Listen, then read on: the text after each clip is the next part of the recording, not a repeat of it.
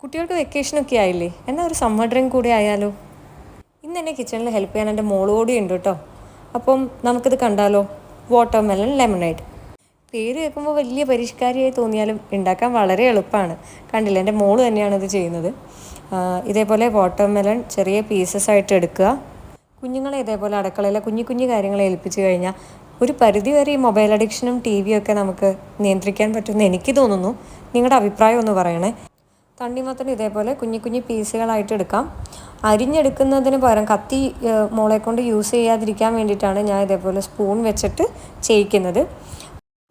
തണ്ണിമത്തൻ ഫ്രീസറിൽ വെച്ച് തണുപ്പിച്ചിട്ട് മിക്സിയിൽ അടിച്ചെടുക്കുന്നവരുണ്ട്. നമ്മളങ്ങനെ ചെയ്യാത്തത് മോൾക്ക് ചെറിയ ജലദോഷം ഉള്ളതുകൊണ്ടാണ് നമ്മൾ ഇങ്ങനെ ഇപ്പോൾ ചെയ്യുന്നത്. കുഞ്ഞുങ്ങളോട് നമ്മൾ ഡീഹൈഡ്രേഷൻ ആവും, വെള്ളം കുടിക്കണം എന്നൊന്നും പറഞ്ഞു കഴിഞ്ഞാൽ അവർക്കതൊന്നും പറ്റില്ല. ഇതേപോലെ സമ്മർ ഡ്രിങ്ക്സ് നമ്മൾ ഉണ്ടാക്കി കഴിഞ്ഞാൽ അവർക്കത് ഒത്തിരി ഇഷ്ടപ്പെടും. ഇനി നമ്മൾ ഈ തണ്ണിമത്തനെല്ലാം എടുത്ത് ഇതേപോലെ മിക്സിയുടെ ജാറിലേക്ക് ഇട്ട് കൊടുക്കുന്നു. ശേഷം നമ്മൾ ചെറിയൊരു ചെറുനാരങ്ങയുടെ പീസ് എടുത്ത് ഇതിലേക്ക് ചെറുനാരങ്ങ പിഴിഞ്ഞ് ചേർക്കുകയാണ്. ഇനി ഇതിലേക്ക് ആവശ്യത്തിനുള്ള പഞ്ചസാര കൂടെ ചേർത്ത് കൊടുക്കാം.